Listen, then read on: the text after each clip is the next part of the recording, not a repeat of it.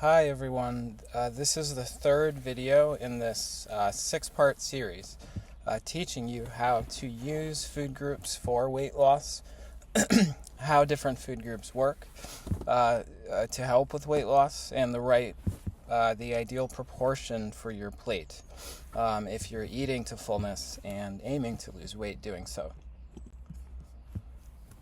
So I return again to this picture. On the left, you have a meal that's ideally formulated for weight loss. It's very nice to eat. It's very big. It does not have a lot of calories for how big it is. It has a lot of nutrients. And its fullness effects are actually much greater on a day-to-day basis than the meal on the right side. The meal on the right side is very weight-gaining because everything you see there is high fat, with the exception of the drink and the beer. The amount of calories in that small dessert is very, very high. These are high-fat, fried foods. There's variety, and there's a lot of different, very intense flavors that cause you to overeat, and that's a meal that if you eat all the time, you will gain weight very fast. At the center of making your diet optimally healthy is including more and more what I call power carbs. These are whole grains, so corn, oats, brown rice, quinoa, others. Tubers, which is for all intents and purposes just potatoes, any kind of potato. And then legumes, so that's beans, lentils, and chickpeas. So power carbs are the one food group that's been shown very consistently in nutrition studies to cause weight loss when it's the only thing that changes in the diet. Just adding 2 or 3 servings of foods like this to your diet on average will cause weight loss. This is not true of any other food group. This is not true of low-fat dairy or chicken or merely adding fruits and vegetables. That just doesn't work. And the reason is that these power carbs and light healthy carbs, which I'll show you next, are sources of fullness. Very, very good sources of fullness that allows you to control sweet cravings, get your appetite down, get your calories down day to day without even thinking about it, while being nicely full and satisfied. Light healthy carbs include white pasta, high quality bread, and white rice. So when these foods are combined with lots of fat, lots of proteins, and made very, very high fat overall and hard to stop eating, these are not helpful. But if you use them strategically with a purpose in mind, they can help you lose weight. And that would be to eat more vegetables or eat more legumes.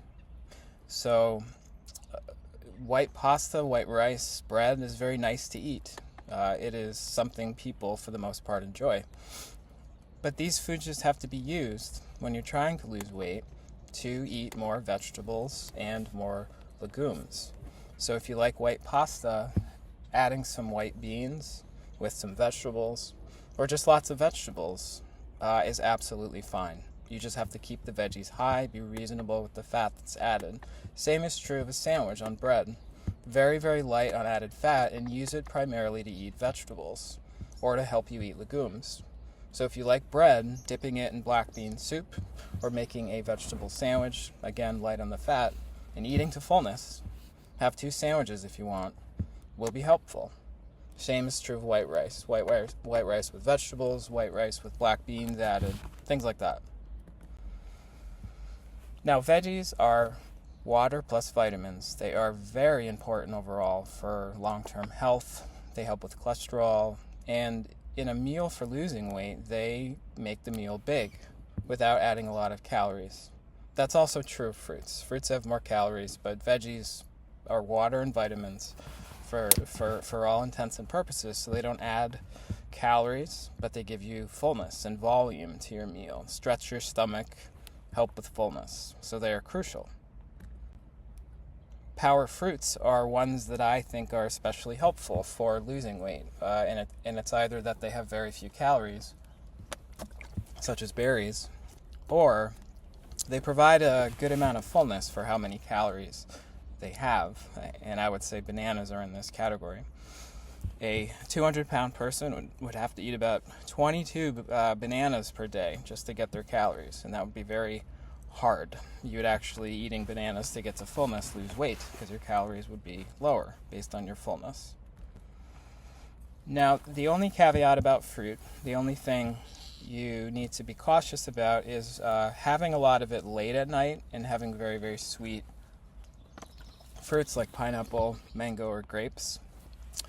This is not going to cause weight gain. It's just not. It's not how fruit works.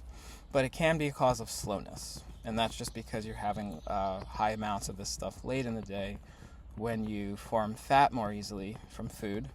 And so this is just a situation where these two factors combined may slow things down, slow them down.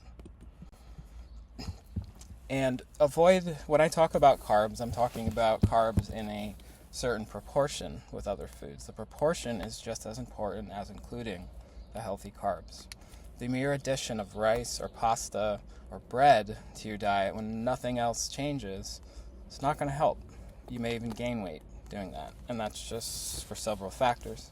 You also don't want to drift towards processed foods like you see here. These are what people call carbs, but they are very different, very, very different even than white rice. So, we also talked about protein last time, and protein is in everything that's a whole natural food. It's very low in fruits, but it's a really good amount in vegetables, and then power carbs and healthy carbs. And protein from these sources, if you eat a variety of foods like this, you get all the essential proteins you need, and the effect on health and weight is just different. Protein from these food groups is helpful.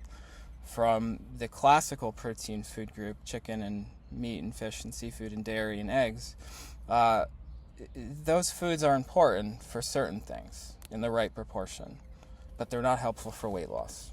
They're not ultimately helpful for cholesterol. They're not ultimately helpful for appetite control. So protein from these power carbs, from the foods I talk about, is really the one you want to emphasize. And you can get everything you need just eating a variety of foods. We don't know the perfect proportion of these foods in the diet.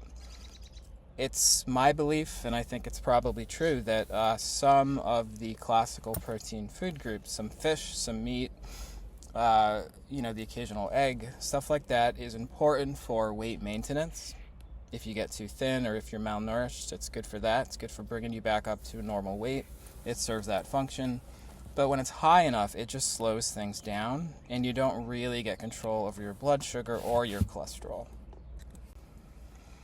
So again, different proteins do different things. The classical group here, what most Americans call protein, is not good for loss. Not good for body loss. It's good for body fat loss. It's good for growth. It's good when you're doing bodybuilding, and it provides some vitamins. But high enough amount, if you're not doing the keto diet, if it's just high in your diet and you're having, typically you have a lot of cravings for sweet foods. That's very consistent. It's been shown in studies. You're just kind of caught in a trap, and you really can't get out. You really can't get control over fullness or the junk foods that you eat. And so this, I think, is one of the ways that this food group is associated with disease risk when it's high. You just don't get control of your appetite, and it creates a weight-gaining situation unless you are vigorously physically active, like an athlete. So the healthy carb food group, to reiterate, is a big food group. All the names are listed here. I really think people probably just need about 4, 5, 6 foods like this that they like. And then just to emphasize them, over time you can try new whole grains. I myself really like farro. I typically eat it with a good amount of a moderate amount of added fat and flavoring so that it tastes really good. I think that's important with power carbs, to make them taste good and not be too strict with what you add to it, as long as it's not fried or drowning in fat. So this is a big food group. You can most certainly find a few things on this list that you like, and that can be the basis for changing your diet. And the perfect plate is here. It's half healthy carbs, which includes power carbs and light healthy carbs. Either one is fine as long as the proportions are kept. So half the plate can be pasta or rice or bread. You just have to make the rest of what you're eating, the rest of the space on that plate, veggies or fruits or both. In the ideal proportions long term, this is the consensus here, and it's for optimal health, for longevity. You need a lot of certain food groups and smaller amounts of other food groups. So the healthy carb food group is very high. That is what you're running on. Your body's getting most of its energy from power carbs and light healthy carbs, some nuts as well, which is mostly fat. Not a lot of calories from vegetables, pretty negligible. Some calories from fruits. So small amount of fruit calories, a lot of healthy carb calories, a little bit of fat calories. And then the classical protein food group is a small slice of the pie, ideally, because that's just how this food functions. If you want to lose, it's got to be low as possible when you're eating to fullness. And when you want to maintain your weight, it's got to be at a certain level, especially if you're physically active. You can get very, very thin eating just vegetables or fruits and healthy carbs. But that's also exactly why it's a weight-losing template. So let's go through volume. This is the new topic for today. So the volume of food has a big effect on fullness, because if you stretch your stomach, that's a very powerful brake on eating. You're not going to want dessert. You're not going to want seconds when your stomach feels that. And so that's what you should really seek when you're eating. And you can go in a particular order, eat the foods in a particular order, and get very, very full. So let's go through volume here. So a cup of brown rice has 240 calories. That may sound like a lot, but to put it in perspective, a cup of cheese is 1,000 calories. So that is 4 times the amount in the same amount of space. A 200-pound man would have to eat 11 cups of brown rice daily just to stay at the same weight. What this means is that if you tried to eat to fullness, if you ate to fullness and tried to get to your needed calories to stay at the same weight, you couldn't do it. You just couldn't do it. No one that I know could eat 11 cups of brown rice in a single day. And that's not just because it's boring. Even if you flavored the brown rice and added some fat and some other things, it would still be a lot. And so I hope this helps you understand that this property of these foods just brings your calories down. You just can't even eat enough to get to the amount you need to stay at the same weight. This amount of brown rice would be 17 tennis balls worth of brown rice, or 8 cans of soda. And it makes you very full. These are foods, power carbs, and light healthy carbs. If you eat a good portion of them, you have a lasting fullness, very lasting. It's very different from protein. Now, as I said, vegetables are water and vitamins, no calories for all intents and purposes. So you crowd them on your plate. You're adding a big size to the meal, but you're not adding calories. And this helps bring down the overall amount of calories that you eat every day, because you're getting a lot of food that does not contain a lot of calories. So how much brown rice and vegetables would this be if you were eating in these proportions?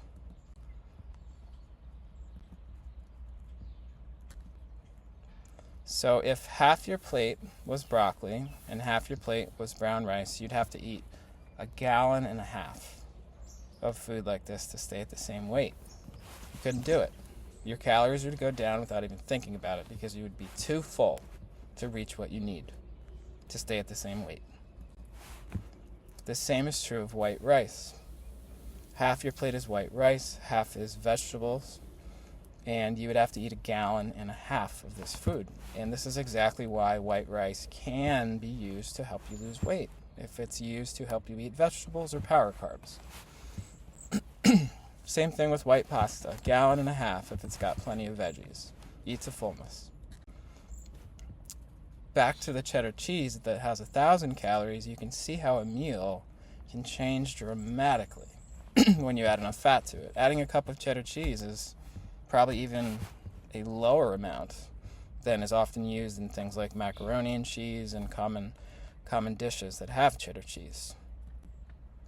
So if this becomes part of a pasta, if enough cheese becomes part of pasta, it ends up becoming a meal that's at least 50% fat calories. It's no longer a carb. So this is a situation that's the opposite of when you add veggies and go light on the fat. Potatoes are my favorite example because they're very, very misunderstood. They are big foods and filling foods for how many calories they have. If you weigh 200 pounds, you'd have to eat 16 medium-sized potatoes just to stay at the same weight. Now again, this would be very boring, but if you flavored potatoes, if you roasted them or put a little bit of butter on them and ate them with veggies, situation changes. That is actually a lower fat meal, very filling, and you can eat a lot of potatoes. This would equal, to stay at the same weight, you'd have to eat 1.5 gallons of diced cooked potatoes each day. And with veggies, half your plate, you'd have to eat 3 gallons of food like this to stay at the same weight. It would be impossible. And this is exactly how you can use the properties of foods and the proportions of foods on your plate to eat to fullness and lose weight. Finally, how about bread? Well, if you like veggie sandwich, a little bit of avocado or hummus or a little bit of spread of some fat source that you like to make it taste better, well, you'd be eating a lot of vegetable sandwiches, 2 gallons worth each day, just to stay at the same weight. And this is why you can have 2 of these. Make a bunch of veggie sandwiches, eat a big meal, have 2 for lunch, get very full, and it's going to drive weight loss. How about oatmeal? Well, if you're 200 pounds, it's 1.5 gallons just of oatmeal, and you'd have to add 6 bananas on top of that just to get your calories. It would be impossible. You would be eating to fullness, but you would be way below the calories that you need per day.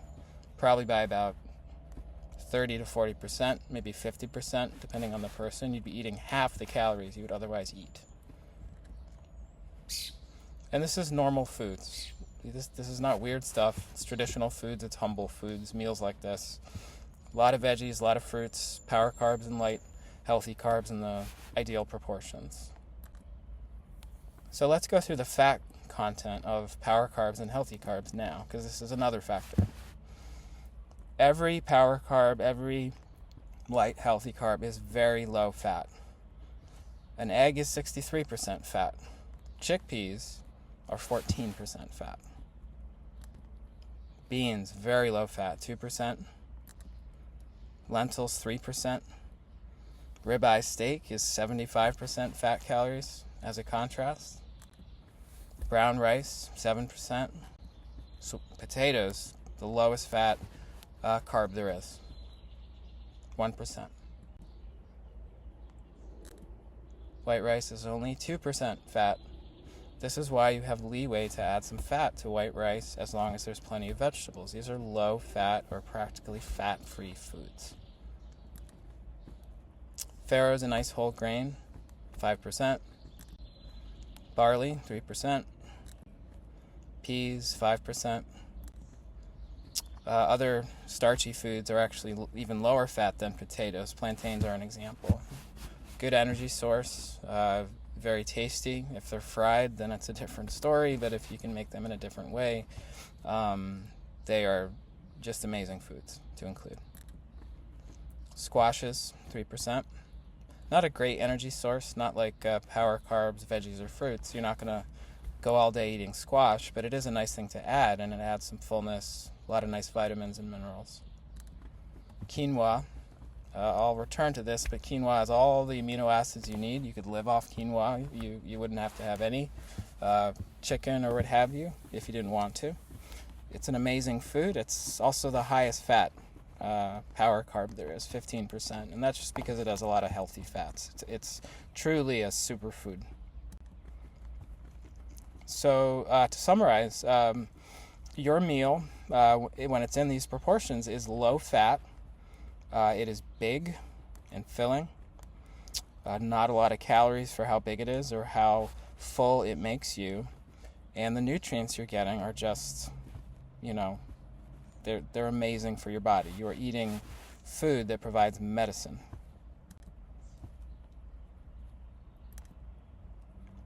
So a bit about high-fat foods. I'll return to this. Eggs are high-fat. People think of them as a protein, but if you're calling it by what most of its calories are coming from, it's a fat source. It's meant to grow a chicken. In contrast, brown rice is 7% fat. So on the right here, using that information that helps explain why this meal on the right here is a really great weight-losing meal. I know in America we don't eat vegetables in the morning, but this is a traditional Chinese or Japanese style breakfast where it's a good amount of power carb or light healthy carb, in this case white or brown rice, vegetables, which are adding volume and fullness without calories, and the egg in this dish right in the center there is used appropriately. It's used as a fat source. It is 63% fat, but you're putting it on a bed of food that is very low fat and very filling. And the egg adds flavor, and it supplements the remaining foods. Because the remaining foods, the rice, is where you're getting most of your energy. When you're eating a healthy diet, most of the energy is coming from the carbs. Healthy carbs, light healthy carbs, power carbs. So I'll return to this again, but I'm introducing phases of diet change. So if you like what you hear and you're interested in doing this and you're motivated, I think of phase 1, the first phase, is just adding stuff to your diet and really working on the proportions. Get a lot of veggies back on your plate. Start making sides of power carbs or light healthy carbs, as long as you get plenty of veggies. And you can leave the protein out if you like. That'll help with weight loss, or you could keep it in. You don't necessarily have to change what your family's eating for dinner or make any major changes. You can focus on the sides. Think of your carbs in this situation as the sides, but that's what you're eating most. Same with veggies. Maximize veggies. Say this again and again. So when you're in phase 1, focusing on the veggies is great, but you have to also add the power carbs. Phase 2 of this process is if you do this, you feel different, you get a little bit of food feedback. The next step is to just go for it for 2 to 5 days, longer if you're motivated. If you think of this, if you think of a healthy diet as therapy, you're treating yourself. You're trying to be as close to ideal as you can for treating weight and cholesterol and other things. Doing it completely. So doing the ideal healthy plate for weight loss completely for a few days can be a transformative experience because you get full food feedback, full positive food feedback. You see what this type of change can do for you, your energy, your mood, your sleep, your weight. If you do this, you're almost certainly going to lose some weight, even in a short amount of time. So you get that feedback. And that's something you'll never forget. You've been trying things, eating to fullness for a long time, cutting carbs, increasing protein, not doing keto, being unaware of fat, and then you eat this way and you notice that things change. You've seen it work. And seeing it work is, I would say, utterly essential for making this work long term.